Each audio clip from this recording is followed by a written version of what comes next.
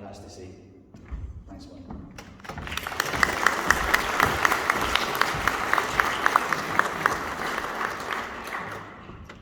Hi everyone, thanks Chris, I'll do my best.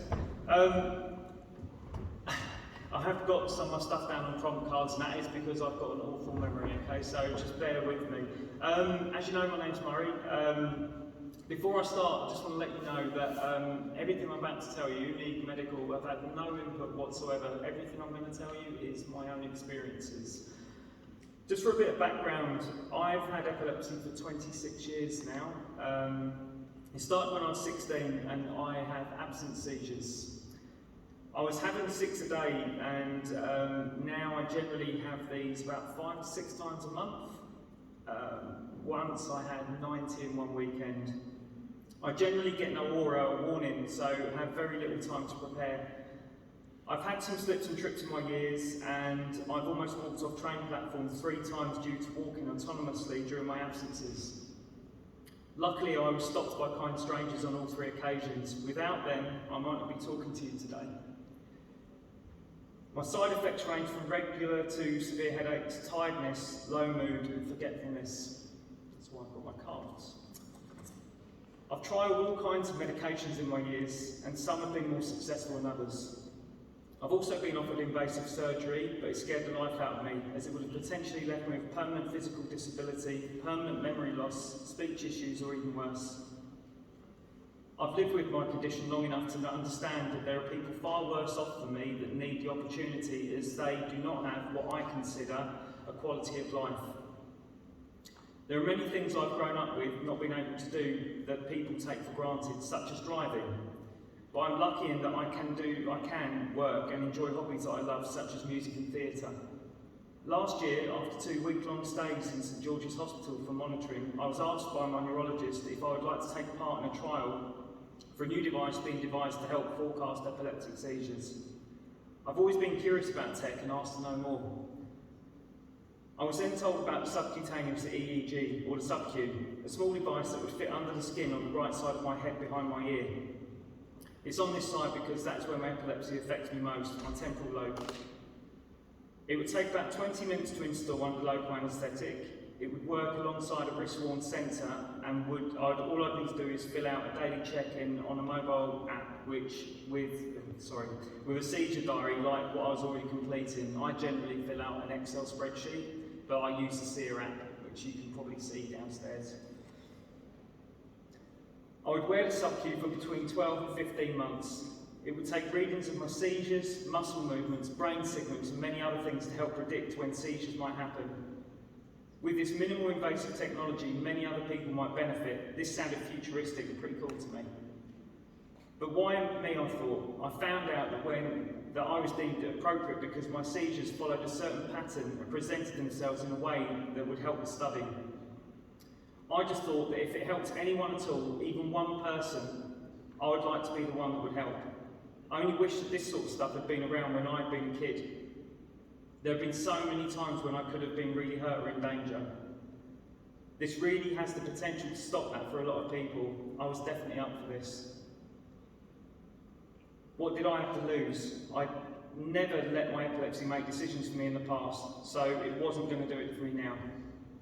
I believe in owning a condition if you have one, not the other way around.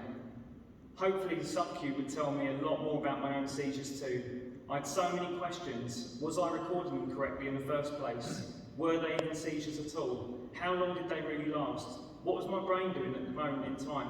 What did they look like? Would it be something that I could see in a graph or in a picture?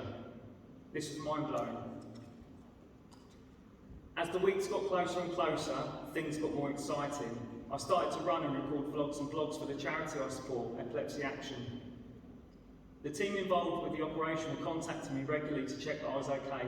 I had to get blood and COVID tests taken because it was all during the pandemic, so there are extra restrictions which made it a little bit more tense. But they completely put my mind at ease. That made it so much easier for me. It was a fairly difficult time as I was going through a medication change and was experiencing a few more seizures, so extra kudos to them. The day finally came, December the 9th. After 72 hours in isolation, I was picked up at the crack of dawn to be taken to King's College London for surgery via the Green Pathway. to return later that day with a 10cm implant and the promise of a tiny scar. I got to the hospital, met the surgical team along with Professor Richardson, who all put me at ease. I was still actually really excited. Just before I went in, I started to think again, what am I doing? Why am I doing this? What will it achieve? The answers will come later. I've committed myself now. I was taken into the operating theatre. It was so comfortable. The team were great. They were constantly talking to me. They told me everything that was happening. I could have a choice of music if I wanted. To be fair, I said whatever helps them to concentrate would make me happy. They waited until the local anaesthetic kicked in, and before I knew it, it was done. That didn't seem like 20 minutes to me. I was taken to rest, then taken home, and all I had for the next week or so was some stitches, a neat ball patch, and a slight swelling and tenderness that went down really, really quickly. You wouldn't notice it now if you looked. The small disc covers the entry point and is now just more of a talking point. People think it's a form of MP3 player. When I received the outer device, it took a little bit of time finding that sweet spot to connect the outer disc to the inner, but it's second nature now. I wear it all the time, only taking it off to download the previous day's data when I take my medication and go to have a shower. It's part of my epilepsy routine. The plug and play interface is as easy as charging my phone, and I've had no technical issues whatsoever. Otherwise, I wear it comfortably when I sleep, go out to shop, work, or go out with friends or to events. Everyone talks about it and knows what to do if something happens. I've only caught it once or twice with my hand during my sleep in the last few months, and I've just reattached it immediately with no issues. It works fine with any of the clothes that I have. It's had limited impact on my life compared to the epilepsy that it's working to combat. So, back to the questions from the hospital. What am I doing? Why am I doing this? What will it achieve? My answers are all here now. This device works. It has proven that not only is my seizure recording accurate, but I'm having more than I first thought. I thought I was only having 5 to 6 a month. This has actually told me that I'm having about 25. This is now leading to a change in the medications for me, and in time, data harvesting, data algorithms and predictions, hopefully it will change other people's lives as well. Going forward, I am positive that this will change and mould my future and theirs. And for the final question, if it helps me, great. I know I have damage in my brain. Medication might help me in the long run as science improves. If data from my seizures helps the next generation of people living with epilepsy, and maybe helps to stop someone else from hurting themselves, or from walking off a train platform, that's my gift and my only wish. I can feel that I've contributed something and given something back. Thank you.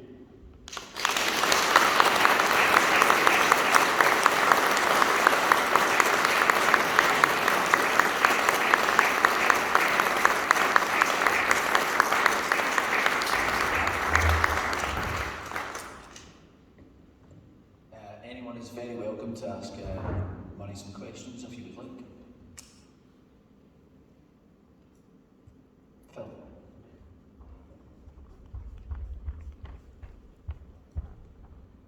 Hi, which is on. Thanks for sharing that. That was great. It's so good to get a perspective from you. Had the device for what, about 10 months or so now. Lots and lots of questions, but I'll just confine myself to a couple, if I may. You said that you found out that you weren't recording seizures as accurately and you were missing quite a lot that the device was capturing. Has the device taught you to recognise the seizures better so that you're actually recording more in with the device now? The ones that I was recording, so the 5 to 6 that I was recording, were completely spot on. What it's found is that I was having maybe 4 or 5 tiny ones just on the run-up, but they could be counted as seizures. But the 5, 6 that I was recording accurately are the ones that let's just say put me out into an absence. But you could count the other ones as like mini spikes. But they could be, I could tell my neurologist now, I have more seizures. They do count the seizures, different types of seizure. So it's taught me more about the types of seizures I have. So next time I have my review of my neurologist, I could tell them that. So yeah, it's interesting. Yeah, that's great. And the other thing that I just wanted to ask, I could ask loads, but I need to give this microphone back, is the prediction side of it. Is the device actually now giving you times where it's more or less likely for you to be troubled with your seizures? Do you mean, is it telling me I'm going to have a seizure? Is that what you mean? Yeah, well, I believe that it will give you sort of higher risk and lower risk times. I was just wondering whether it did that for you, or that can be one of the issues. Phil, that's probably something to talk to Professor Richardson about after. That's actually part of Professor Richardson's my seizure gauge study. So I'm sure he'd be happy to have a chat with you about that. Thanks.